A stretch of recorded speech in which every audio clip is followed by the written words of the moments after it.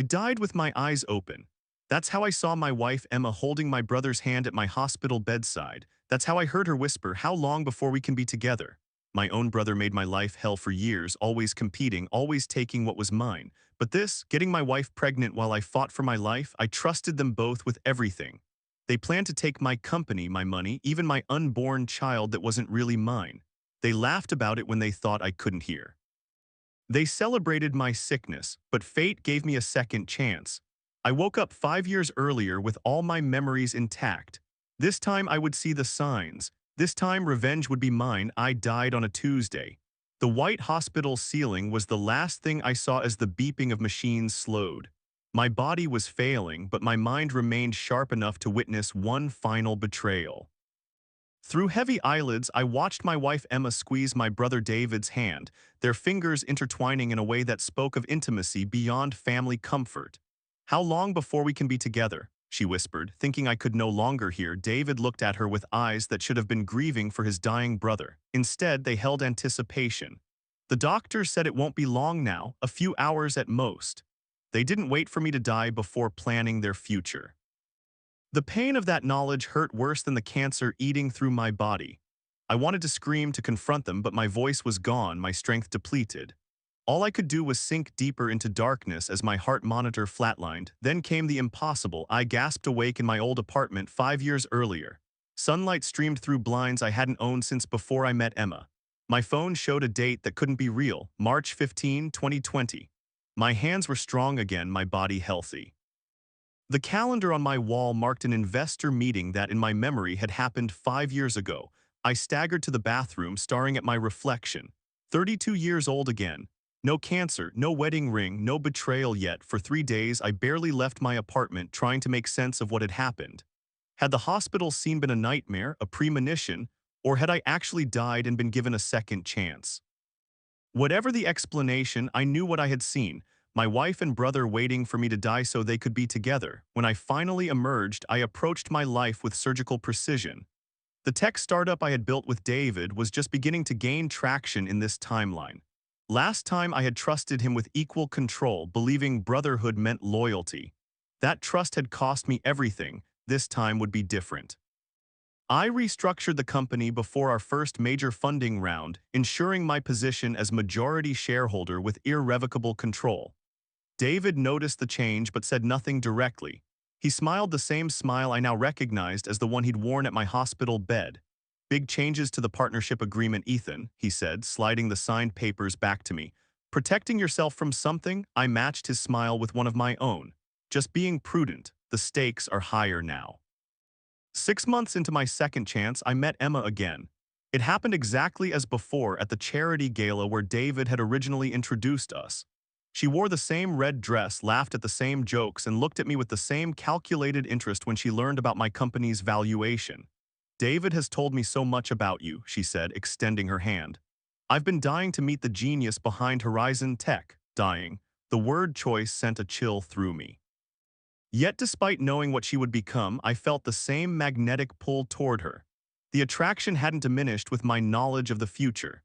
If anything, it was stronger, fueled by the twisted desire to rewrite my ending. Our courtship followed the same trajectory, but this time I watched for the signs I'd missed before. The way her interest intensified after each successful funding round. How she casually asked about my relationship with David, probing for weaknesses. The slightly too long embraces when she thought I wasn't paying attention. I proposed 6 months earlier than in my previous life, with a ring twice as expensive and a prenuptial agreement my lawyer called airtight. Emma balked at the prenup initially, her first genuine reaction I'd seen. "Don't you trust me?" she asked, eyes wide with practiced innocence. I kissed her forehead, feeling nothing but cold calculation behind my affection. "It's not about trust. It's about building a foundation that protects us both." She signed it 3 days later, after her own lawyer likely told her what I already knew. The prenup had deliberately generous infidelity clauses. If I cheated, she would receive 40% of my assets. The document said nothing about what happened if she was unfaithful. Our wedding day arrived in spring, a lavish affair at the same venue as before. David was my best man, champagne glass raised high as he toasted our happiness. "To my brother and his beautiful bride," he announced to our 300 guests. May you have the long, happy life you deserve. Only I caught the slight emphasis on the word deserve. Only I noticed how his eyes lingered on Emma when he thought no one was watching. That night, as Emma slept beside me in our honeymoon suite, I stared at the ceiling and thought of another ceiling, another time, where I had died watching the two people I trusted most betray me. The rage that had propelled me through these months calcified into something colder, more patient. I would build my fortress around what mattered. I would give them the opportunity to reveal themselves. And when they did, I would be ready. The next morning, Emma curled against me, her hand resting possessively over my heart. "What are you thinking about so seriously?" she asked. I smiled down at her, the picture of a besotted husband. "Just thinking about our future." "Tell me," she prompted. "I want to build something that lasts," I said, meaning every word, though not in the way she understood it. "Something that can withstand anything life throws at us." She kissed me, her lips warm against mine. "We will, I promise." I returned her kiss, knowing exactly what her promises were worth. The foundation of my revenge was laid. Now I just needed to build the walls high enough to protect me when the inevitable betrayal came. Our honeymoon in Bali lasted 2 weeks. I watched Emma photograph every luxury moment for her social media, the same behavior I had once found endearing. Now I recognized it as building her personal brand, creating the image of success she craved. She was meticulous about it, the same way I was now meticulous about my protection. We returned home to the penthouse I had purchased, different from the suburban house we'd shared in my previous life. This space was designed with security in mind: discrete cameras in common areas, separate home offices, and a state-of-the-art security system that logged every entry and exit. Emma marveled at the luxury but never questioned the security features. "It's what successful people do," I explained when she noticed the fingerprint locks. "Protection becomes more important as wealth grows." She accepted this readily, never suspecting these measures were meant to document her future betrayal. I began establishing my workaholic persona immediately. In my previous life, my dedication to our company had been genuine, naive enthusiasm for building something with my brother. This time it was calculated. I scheduled early meetings, late conference calls, and weekend work sessions. I turned our home office into a fortress of solitude where I could monitor both my business and my marriage. "Is this how it's going to be?" Emma asked one night, 3 months after our wedding. She stood in the doorway of my office in silk pajamas that cost more than most people's rent. "I feel like I barely see you." I looked up with practiced weariness. "Just until we close the Meridian deal. Things will calm down after that." They never did, of course. After Meridian came Apex, then Quantum Solutions. Each project demanded more time, more focus, or so I led her to believe. In reality, I worked efficiently, completing in hours what I stretched to appear as days. The extra time was spent building my safeguards. I established shell companies in Luxembourg and Singapore. I created digital vaults for evidence. I restructured our finances so that key assets were protected through complex legal structures that would activate upon specific triggers. My lawyer thought I was preparing for a potential hostile takeover. In a way, he wasn't wrong. David noticed the changes in the company's structure but seemed to accept my explanation that venture capital demands had necessitated them. I made sure he remained well compensated, his title impressive, his office larger than mine. His ego was soothed while his actual power was systematically reduced. "You've changed since the wedding," he commented over drinks one evening 6 months into my marriage. "More serious, more focused." I sipped my whiskey slowly. Marriage changes a man. "Makes him think about the future." David smiled, the same smile I now recognized as masking calculation. "Emma's good for you, she's quite a woman." The emphasis he placed on "quite" confirmed what I already knew. He had noticed her in the way a predator notices prey, or perhaps she had noticed him. The exact beginning of their betrayal in my previous life had never been clear. I invited him to dinner at our penthouse the following week, watching their interaction with new awareness. Emma wore a dress I hadn't seen before, laughed a bit louder at David's jokes, touched his arm twice during conversation. David complimented her cooking, though I knew for a fact the meal had been catered. Emma had never cooked in either of my lifetimes. "You should come by the office more often," I told Emma as David was leaving. "The team hardly knows my wife." She agreed too quickly, her eyes lighting with an opportunity I had deliberately presented. The first pawn moved on our chessboard. Emma began visiting the office weekly, always dressed impeccably, always bringing lunch or coffee for me. She made a point of befriending my assistant, learning the rhythms of my schedule. Occasionally, she would accidentally arrive when I was in meetings that couldn't be interrupted. During these convenient windows, security cameras showed her gravitating to David's office. Their conversations appeared casual, professional even, but I noted the increasing duration, the closed door on her third visit, the slightly disheveled appearance when she emerged on the fifth. At home, I remained the distracted husband. I missed dinner reservations, forgot our half-year anniversary, fell asleep in my office on multiple occasions. Each neglect was strategic, each apology calculated to seem sincere but insufficient. I was building her justification for her block by painful block. Meanwhile, I continued solidifying my business position. I secured patents under my personal name rather than the company's. I cultivated relationships with our largest clients, ensuring their loyalty was to me specifically. I documented every aspect of David's work, creating a comprehensive record that would prove devastating if his competence or ethics were ever questioned. 8 months into our marriage, Emma suggested a weekend trip to reconnect. We went to Sonoma, stayed in a vineyard cottage, drank expensive wine, and made love under Egyptian cotton sheets. Throughout it all, I maintained my dual consciousness, the husband performing his role and the observer nodding her increased physical affection that didn't reach her eyes. She checked her phone too often. Twice, she took calls she claimed were from her mother, stepping outside to speak. My spyware showed they were from David. They spoke in coded terms about meetings and documents, but the underlying tension was unmistakable. "I miss us," she said on our last night in Sonoma, her head on my chest. "Remember how we were in the beginning, before I got so busy with work?" I replied, playing my part. "Yes, before everything got so complicated." I stroked her hair, wondering if in some alternate reality some version of Emma could have truly loved me. "Things will get easier," I lied. "The company is almost where it needs to be." Upon our return, I deliberately left town for a 3-day conference. Before departing, I activated the additional cameras I had installed throughout our home. From my hotel room, I watched Emma invite David over for dinner to discuss company matters the very first night of my absence. They drank 2 bottles of wine from my collection. They reviewed actual company documents for precisely 18 minutes. Then David moved to sit beside her on the sofa. Their kiss began tentatively but quickly became something else. They moved to our bedroom, where they spent the next 3 hours desecrating what should have been sacred. I watched the entire betrayal unfold on my laptop screen, feeling a strange numbness rather than the pain I had expected. In my previous life, discovering their affair had destroyed me. Now it was simply confirmation of what I already knew, the final piece of evidence I needed. When I returned home, Emma greeted me with a kiss and questions about the conference. I answered vaguely, nodding the fresh flowers she'd bought to mask the lingering scent of betrayal, the freshly laundered bedsheets, the slight nervousness behind her smile. "I missed you," she said, her arms around my neck. I looked into the eyes of the woman who would one day watch me die and plan her future with my brother. "I missed you too." With confirmation of their affair secured, I entered the next phase of my plan.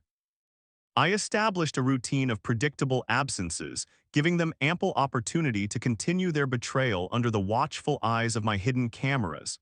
Every Tuesday evening I had client dinners. Every other weekend featured emergency work sessions. My travel schedule became increasingly frequent and transparent, shared with Emma through our linked calendars. Their affair blossomed in the spaces I deliberately left open. They grew bolder, meeting not just at our home but occasionally at David's apartment and once in his office after hours. Each encounter was meticulously documented, each incriminating moment stored in encrypted files. What I hadn't anticipated in my previous life became clear now. Their betrayal went beyond the physical affair. During their third rendezvous at our penthouse, I observed them discussing my company in between moments of passion. "The board is impressed with my leadership on the quantum project," David told Emma as they lay in my bed. "Ethan's been so distracted lately, they're starting to see who's really running things." Emma traced patterns on his chest. "How much longer before we can make changes?" "I've been planting seeds, suggesting Ethan might be dealing with some personal issues affecting his judgment, nothing specific, just enough to raise concerns." "And they believe you?" David smiled. "I'm his brother. Who better to notice when something's wrong?"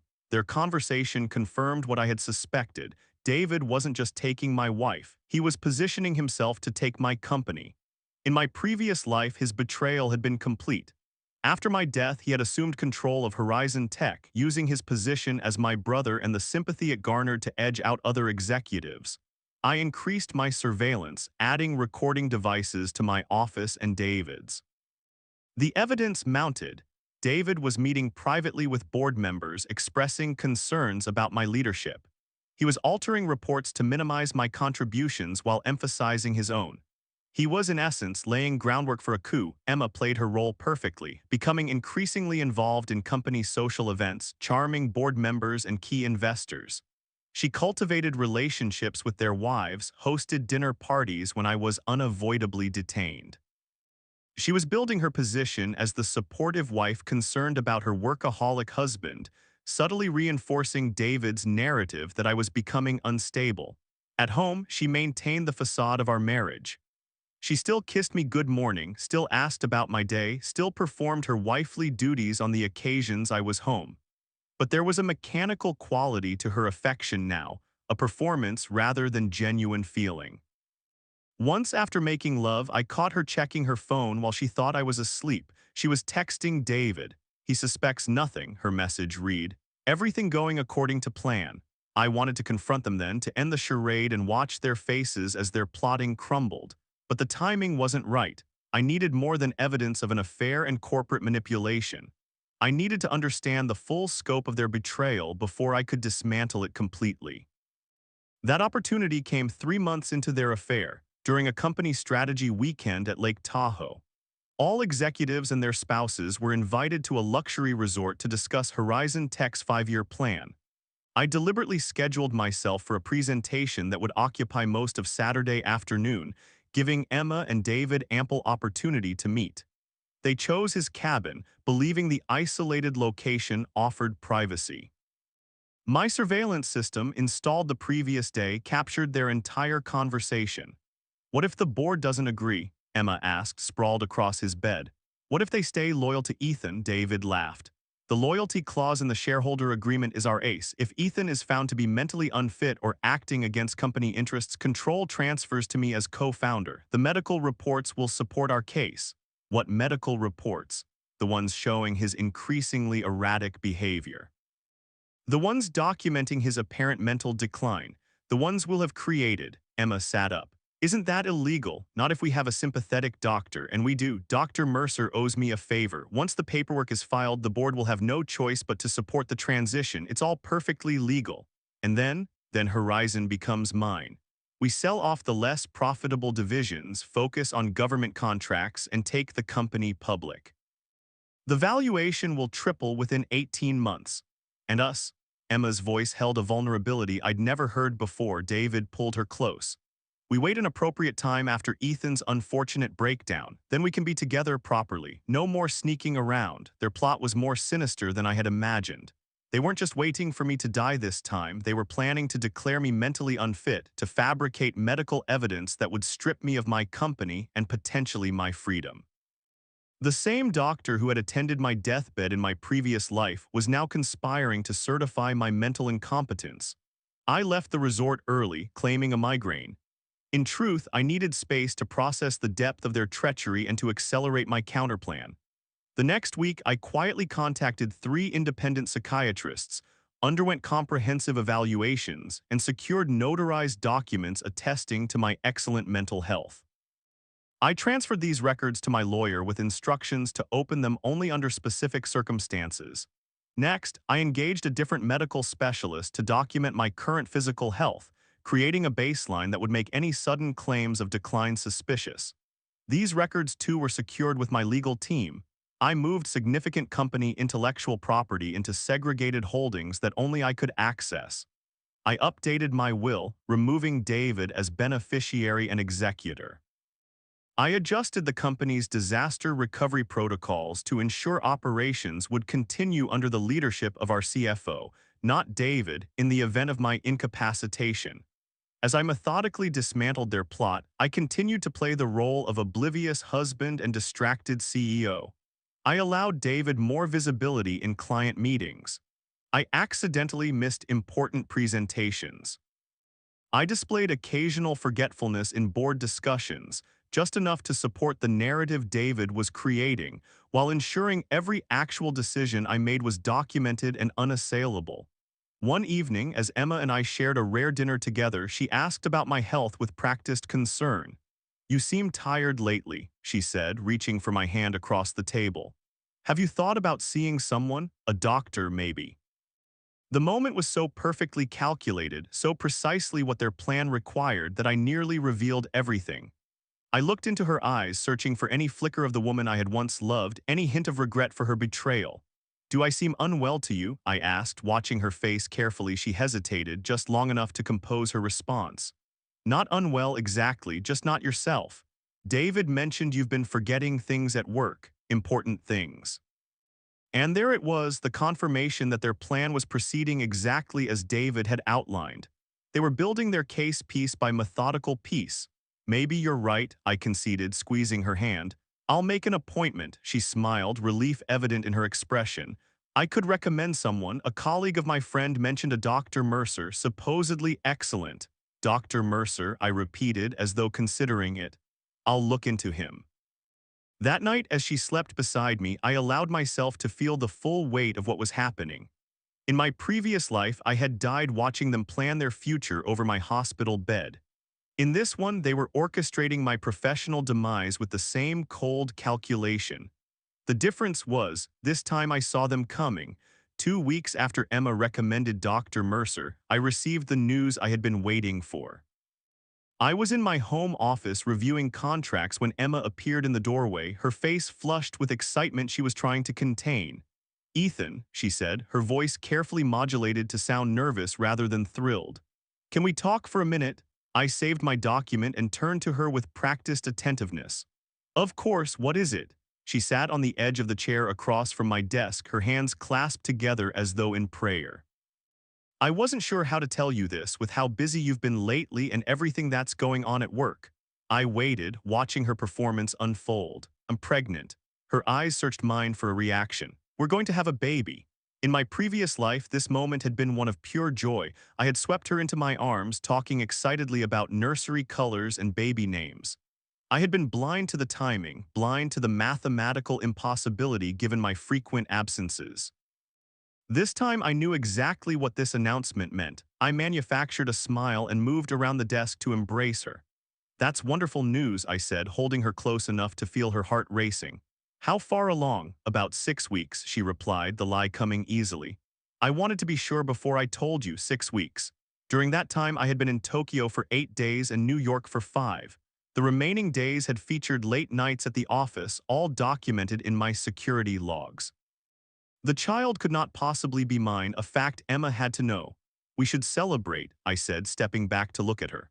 "Let me take you to dinner tonight, somewhere special." She agreed eagerly, already typing on her phone as I returned to my desk. Telling David, no doubt, sharing their triumph at this latest development in their plan. That afternoon, while Emma was at her prenatal appointment, I contacted a discreet testing service recommended by my lawyer. For a significant fee, they would expedite a non-invasive prenatal paternity test once Emma was far enough along without her knowledge. I scheduled the collection for 2 weeks later. The celebration dinner that evening was an elaborate performance for both of us. I ordered champagne for myself and sparkling water for Emma. I proposed toasts to our future. I asked about due dates and talked about taking parenting classes. Throughout it all, I watched her calculate behind her smiles, adjusting her responses to match my apparent enthusiasm. "Have you told anyone else?" I asked as dessert arrived. "Your mother, friends?" She shook her head. "I wanted you to be the first to know, though I was thinking we should tell David soon. He'll be so excited to be an uncle." "David," I agreed, raising my glass. "Yes, we should definitely tell him." We shared the news with David at a dinner I hosted at our penthouse the following week. His performance rivaled Emma's in its precision. He hugged me with brotherly affection, kissed Emma's cheek with appropriate restraint, and asked all the right questions about the pregnancy. "To the newest member of our family," he toasted, raising his glass.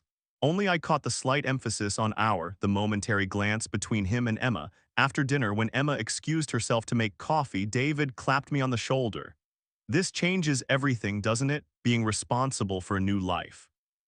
It certainly puts things in perspective, I replied. Maybe it's time to think about your work-life balance, he suggested, his concern seemingly genuine. The company's in good hands. You could step back a bit, focus on family, and there it was, the next move in their game. The pregnancy provided the perfect opportunity to accelerate my professional departure. What devoted father-to-be wouldn't want to reduce his workload? What board wouldn't support such a decision? You might be right, I said, as though considering the idea for the first time. It's something to think about. 2 weeks later, the paternity test confirmed what I already knew. The child Emma carried was not mine. DNA analysis showed a close familial match instead, consistent with the biological father being my brother. I added the results to my growing file of evidence, a coldness settling in my chest where love had once resided. That same week, Emma's concerns about my health resurfaced. She scheduled an appointment with Dr. Mercer without consulting me, presenting it as a thoughtful gesture. It's just a general checkup, she insisted when I questioned the need. With the baby coming, we should both be at our best. I've already had my prenatal exams, now it's your turn. I kept the appointment, curious to meet the doctor who would have been complicit in my diagnosis of mental instability. Dr. Mercer was exactly as I expected, professional in appearance with credentials prominently displayed and eyes that evaluated me like a specimen rather than a patient. The examination was thorough but focused oddly on cognitive assessment, memory tests, attention span evaluations, questions about mood and sleep patterns that strayed far beyond a standard physical. Your wife mentioned you've been experiencing some forgetfulness, Dr. Mercer commented, making notes on his tablet. Anything concerning to you? Nothing unusual, I replied. Just the normal stress of running a company while preparing to become a father. He nodded, his expression carefully neutral. Well, everything looks good physically. I'd like to run some additional tests just to be thorough, given your family history. Family history? I asked, knowing I had provided no such information. Your wife mentioned some neurological issues on your father's side, early onset cognitive decline. My father had died of a heart attack at 67, mentally sharp until the end. The fabrication was so blatant it nearly made me laugh. I think there's been a misunderstanding, I said calmly. My family has no history of cognitive issues. Dr. Mercer made another note. Interesting, memory gaps can sometimes manifest as confusion about personal history. Let's just run the tests to be safe. I agreed, maintaining my cooperative facade while mentally adding Dr. Mercer to the list of individuals who would face consequences when my plan reached fruition. As my medical evaluations proceeded, David continued consolidating power at Horizon Tech. He took lead on the quantum project I had deliberately stepped back from. He initiated a restructuring of our executive team, moving his allies into key positions. He scheduled private meetings with our major investors, supposedly to discuss succession planning. Given my impending fatherhood, Emma's pregnancy progressed, her body changing to accommodate the child that wasn't mine. She played the role of excited mother-to-be with Oscar-worthy conviction. She created a nursery in our penthouse, bought parenting books, and joined expectant mothers groups. She included me in every decision, every appointment, every milestone, all while continuing her affair with David during my business trips. As we approached the 6-month mark of her pregnancy, I prepared for the final phase of my plan. My evidence was comprehensive. Video documentation of their affair, recordings of their conspiracy, medical records disproving their claims about my health, paternity test results, and financial records showing their attempt to divert company assets. One evening, as we shared a quiet dinner at home, Emma placed her hand over her swollen belly and smiled. The baby kicked. Do you want to feel? I placed my hand beside hers, feeling the slight movement beneath her skin. A life created through betrayal, an innocent caught in a web of lies. For a moment, I felt a flicker of regret for what I was about to do, not for Emma or David, but for this child who would bear the weight of their choices. We need to talk about names, Emma said, misreading my expression as parental tenderness. I was thinking if it's a boy, maybe David as a middle name to honor your brother. I looked at her, this woman I had loved in 2 lifetimes who had betrayed me in both. That sounds perfect, I said, raising my glass. To family. She beamed, clinking her water glass against my wine. To family. Neither of us specified which family we were toasting. I awoke early the morning after our toast to family, watching Emma sleep peacefully beside me. 7 months pregnant with my brother's child, she had no idea that today would dismantle the life she had so carefully constructed. I slipped out of bed quietly, showered, and dressed in my finest suit, the same one I had worn to our wedding. A fitting symmetry for what would follow. Breakfast was a normal affair. Emma made her usual herbal tea, complaining about missing coffee. I prepared toast and fruit for us both, maintaining our routine while mentally reviewing each step of what was to come. We discussed her doctor's appointment scheduled for the afternoon and my board meeting in the morning, ordinary conversations on an extraordinary day. Good luck with the board, she said as I gathered my briefcase. Call me after. I kissed her cheek. Of course, I love you. The words tasted like ash, but they were necessary. One final performance before the curtain fell. At the office, I nodded to my assistant, who confirmed with a subtle gesture that everything was prepared. The board meeting was scheduled for 10 a.m. with all members present. David arrived early, as was his habit, reviewing his presentation materials with confident precision. He greeted me with a brotherly clap on the shoulder. "Ready for today?" he asked. "More than you know," I replied truthfully. The boardroom filled gradually. Coffee was served, pleasantries exchanged. At precisely 10 a.m., our chairwoman called the meeting to order. The agenda listed standard items: quarterly review, project updates, financial projections. David was scheduled to present the quantum project status, followed by a special announcement I had requested to be added. As David delivered his presentation, I observed the board members' reactions. They were impressed, as expected. David had always been charismatic, always excelled at taking credit for collective achievements. In my previous life, I had admired this quality. Now I recognized it for what it was: calculated manipulation. And with the quantum launch scheduled for next quarter, we project a 40% increase in valuation, David concluded, displaying the growth chart we had actually prepared together. Though my name was notably absent from the presentation, applause followed. Board members nodded appreciatively. David sat down beside me, the picture of a dedicated executive. "Excellent work, David," our chairwoman said. "Ethan, I believe you had something to add." I stood slowly, buttoning my suit jacket. "Yes, thank you. Before I make my announcement, I'd like to address a matter of corporate governance." The shift in tone caught everyone's attention. David straightened in his chair, a flicker of concern crossing his features. "It has come to my attention that there have been discussions regarding my capacity to lead this company," I began, my voice calm. "Concerns about my mental acuity, my decision-making abilities, and my overall fitness for the position of CEO." Murmurs filled the room. Board members exchanged glances. David maintained his composure, though I noticed his hand tighten around his pen. "Rather than address these concerns indirectly, I believe in transparency, so I've prepared a comprehensive report." My assistant entered the room, distributing sealed folders to each board member. David received one as well, though his contained additional materials the others would not see. "Please take a moment to review these documents," I said, watching as they broke the seals and began examining the contents. The folders contained financial records showing David's attempts to divert company resources, emails documenting his meetings with board members where he questioned my leadership, and medical reports from 3 independent specialists confirming my excellent mental and physical health. They also contain surveillance images of David accessing restricted company files and transferring proprietary information to personal storage. The board's reaction was immediate. Expressions of shock, confusion, and growing anger spread across the table. David flipped through his folder with increasing desperation, his face paling as he realized the extent of my documentation. "This is a misunderstanding," he began, but was interrupted by our general counsel. "These appear to be serious violations of fiduciary duty," the lawyer said, examining the evidence. "Possibly criminal in nature." I remained standing, hands resting lightly on the table. "There's more." At my nod, my assistant activated the presentation screen. Video began playing, showing David and Emma in our home discussing their plans to have me declared mentally unfit. Their voices filled the boardroom, crystal clear in their calculation.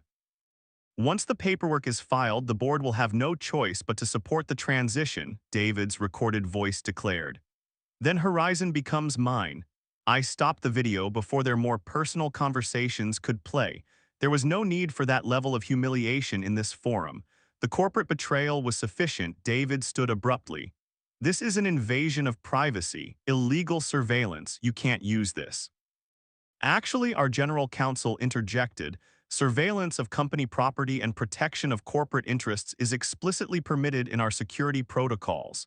And these conversations took place primarily in company facilities. It wasn't entirely true, but David had no way of disproving it in the moment. He looked around the table, finding no allies among the board members who now viewed him as a liability. Ethan, brother, please, he attempted, switching tactics. Whatever you think has happened, we can discuss this privately.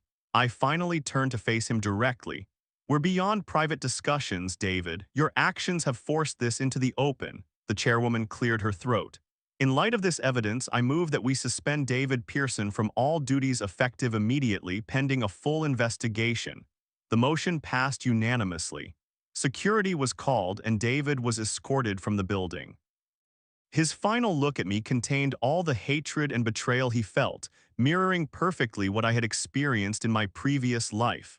After the board dispersed to address the corporate implications, I returned to my office to prepare for the second confrontation of the day. I texted Emma that the meeting had run long, but I was headed home with important news. Her reply came quickly, filled with fabricated support and excitement. When I arrived home, Emma was waiting, her hands protectively cradling her pregnant belly. "How did it go?" she asked, searching my face for clues. "There have been some changes at the company," I said, loosening my tie. "David won't be with us anymore." Her expression flickered between confusion and alarm. What happened? Perhaps you should tell me," I replied, setting my briefcase on the coffee table and removing a second folder, identical to the one David had received. I handed it to her. Unlike the board's folders, this one contained everything: the affair, the conspiracy, the paternity test, and the medical fraud. The complete record of their betrayal in meticulous detail. Emma's hands shook as she turned each page. Her face drained of color, her breathing became shallow. When she reached the paternity test results, she closed the folder, unable to continue. "How did you know?" she whispered. "I died with my eyes open," I said, the words coming from someplace beyond conscious thought. "I saw everything." She looked at me uncomprehending. "It doesn't matter how I knew," I continued. "What matters is what happens next." "Ethan, please," she began, tears forming. "I can explain. It was a mistake. I never meant to hurt you." "Save it," I interrupted. "The divorce papers are in the folder. You'll find the terms fair but non-negotiable. The prenup's infidelity clause has been triggered, as has the corporate espionage provision." Corporate espionage. You discussed company matters with David during your affair. You helped plan my removal as CEO. That constitutes espionage under the terms we both signed." Her tears flowed freely now, her hand still resting on her belly. "What about the baby? The child will want for nothing," I said, surprised by the gentleness in my voice. "Despite everything, I won't punish an innocent for the sins of its parents." I opened my briefcase again, removing a second set of documents. "These establish a trust for the child's education and well-being. It will be administered by a neutral third party with no strings attached to you or David." Emma stared at me, realizing for the first time that she was facing not the oblivious husband she had manipulated, but someone else entirely, someone calculating and prepared. "Where will I go?" she asked, the reality of her situation beginning to sink in. "That's not my concern," I replied, moving toward the door. "You have until tomorrow to collect your personal belongings. Everything else stays." As I opened the door to leave, giving her space to process what had happened, she called after me, "Did you ever love me? Or was this all some sick game from the beginning?" I paused, remembering the man who had died watching his wife and brother plan their future over his hospital bed. "I loved you in another life," I said. "This time I loved the truth more." The divorce proceedings moved swiftly, accelerated by the overwhelming evidence and Emma's reluctance to fight the inevitable. She signed the papers without contest, accepting the minimal settlement I had offered. The prenuptial agreement stood firm, its infidelity clause activating exactly as designed. She would receive enough to live comfortably but not extravagantly, and certainly nothing approaching the wealth she had schemed to obtain. I received updates about her through my lawyer. She moved into a modest apartment across town, continuing her pregnancy in relative solitude. David had been banned from contacting her as part of his own legal settlement with the company. Their betrayal had cost them not only their prizes but each other as well. David faced more severe consequences than Emma. The board's investigation uncovered additional misconduct beyond what I had documented. Criminal charges for corporate espionage and attempted fraud were filed. His assets were frozen pending trial, and his reputation in the business community was destroyed. The brother who had once stood at my side in 2 lifetimes would spend the next decade battling legal proceedings and financial ruin. Dr. Mercer lost his medical license for falsifying records and violating ethical standards. The investigation revealed a pattern of similar behavior with other patients, suggesting my case was not his first venture into medical fraud. His disgrace was complete and public, a warning to others who might consider abusing their position of trust. As for me, I remained at the helm of Horizon Tech, though with less enthusiasm than before. The company thrived under my leadership, its value increasing as we successfully launched the quantum project.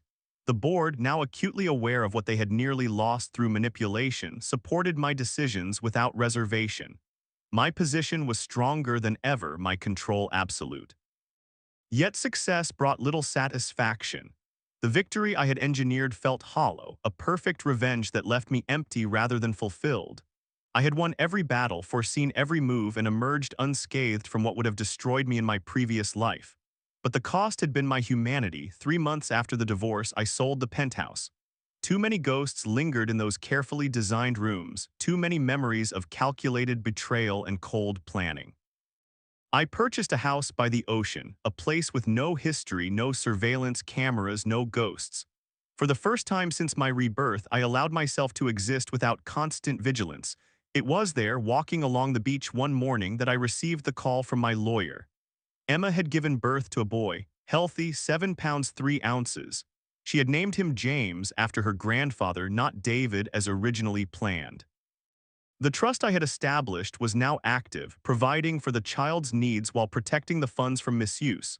She asked if you would want to see him, my lawyer said, his voice carefully neutral. I declined. The child was innocent of his parents' sins, but seeing him would reopen wounds I was finally allowing to heal. I increased the trust fund amount instead, ensuring the boy would have every opportunity I could provide from a distance. Winter turned to spring. The company continued its upward trajectory. I delegated more, worked less, and began to rediscover interests I had abandoned in my single-minded pursuit of protection and revenge. I took up sailing. I read fiction again. I occasionally accepted dinner invitations from friends who had stood by me through the scandal. It was at one such dinner, a charity gala similar to the one where I had first met Emma in both lifetimes, that I encountered Dr. Sarah Chen. She was not a society doctor seeking wealthy clients, but a research physician dedicated to oncology, the same specialty that had treated my cancer in my previous life. "You look familiar," she said when we were introduced. "Have we met before?" The question sent a chill through me.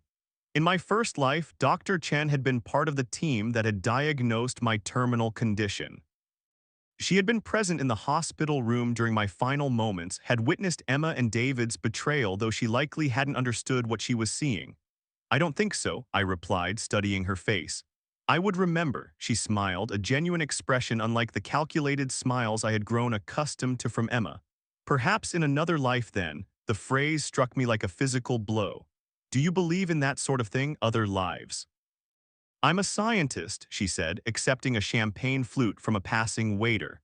"But I've seen enough patients experience unexplainable moments of clarity or recognition to keep an open mind." "Why do you?" For the first time since my rebirth, I considered sharing my truth with someone. The burden of carrying 2 lifetimes of memories alone suddenly felt impossible to bear.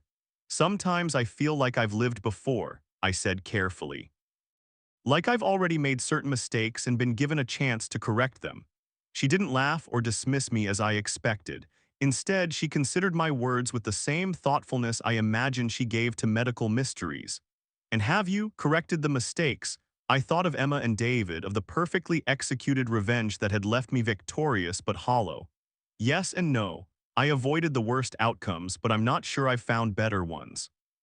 Dr. Chen sipped her champagne, her eyes never leaving mine. "Perhaps the purpose of second chances isn't to win, but to understand."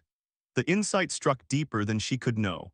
I had focused so completely on avoiding betrayal and securing revenge that I had never considered what else might be possible with the extraordinary gift I had been given, We talked for hours that night, moving from the crowded gala to a quiet restaurant nearby. I told her about my divorce, about Emma and David's betrayal, sharing the public version of events without revealing my foreknowledge. She told me about her research, her patience, her belief that understanding cancer's mechanisms was the key to defeating it. The irony was not lost on me. In my previous life, cancer had taken everything from me. In this one, it had indirectly led me to perhaps the first genuine connection I had formed since my rebirth. We began seeing each other regularly, first as friends, then as something more. I approached the relationship cautiously, my capacity for trust severely damaged by what had happened with Emma. Sarah was patient, never pushing for more than I could give, somehow understanding my hesitation without explanation. 6 months into our relationship, I received another call from my lawyer. Emma had reached out, requesting a meeting.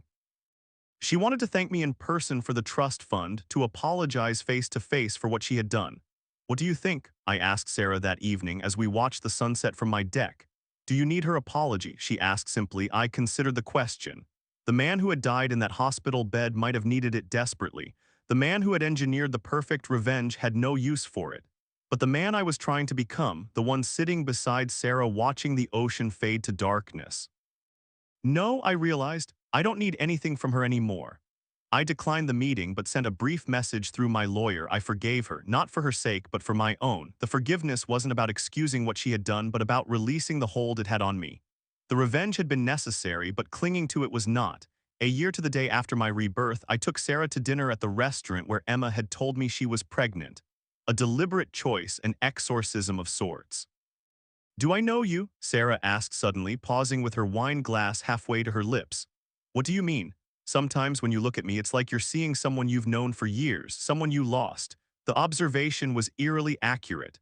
There were moments when I looked at her and saw the doctor who had been kind to me in my final days, who had tried to make my passing comfortable while my wife and brother plotted behind my back.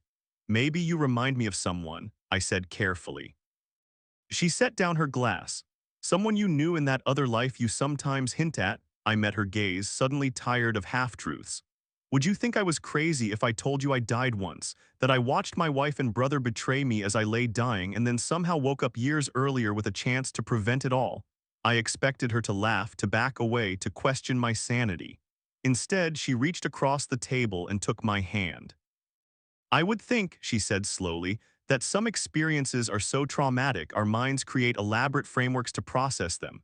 And I would think that whatever brought you to this moment, to this table, to me, must have some purpose worth honoring." In her understanding, I found something I had lost in both lifetimes: hope. Not the grim determination that had fueled my revenge, but genuine hope for a future unburdened by betrayal and pain. "I died on a Tuesday," I told her, beginning my story properly for the first time. "The white hospital ceiling was the last thing I saw." She listened without interruption, her hand steady in mine as I shared the impossible truth of my journey. And in her acceptance of my broken, reborn self, I found a redemption I hadn't known I was seeking.